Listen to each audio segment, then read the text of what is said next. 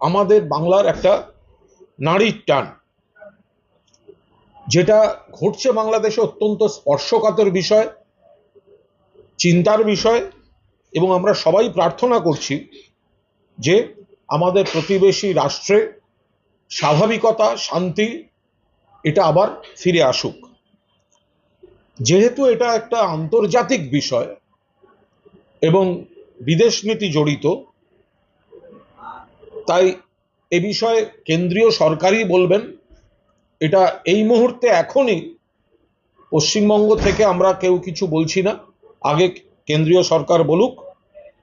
আমরা শুধু এইটুকু বলতে পারি পশ্চিমবঙ্গ থেকে যে আমরা এই পরিস্থিতিতে যাতে সমস্ত ঠিকঠাক থাকে, তাতে আমাদের যা কর্তব্য, প্রথমে আমাদের ভারতবর্ষের স্বার্থ সুরক্ষিত রেখে, বাংলার স্বার্থ সুরক্ষিত রেখে এবং আমাদের প্রতিবেশী রাষ্ট্রের সঙ্গে আমাদের ভালোবাসার সম্পর্ক, বন্ধুত্বের সম্পর্ক অটুট রাখার লক্ষ্যে আমাদের যেটুকু করণীয় আমরা করতে প্রস্তুত।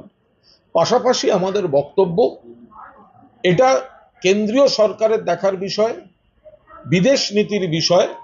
তারা বলবেন, তারা সিদ্ধান্ত নেবেন।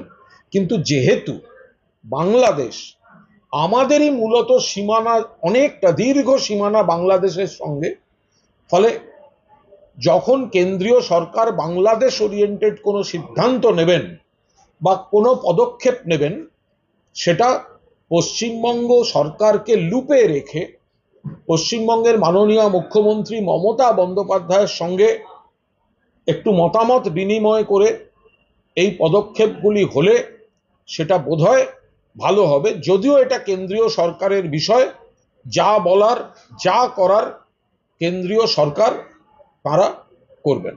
আমরা চাই বাংলাদেশে দ্রুত শান্তি এবং স্বাভাবিক পরিবেশ ফিরে আসুক।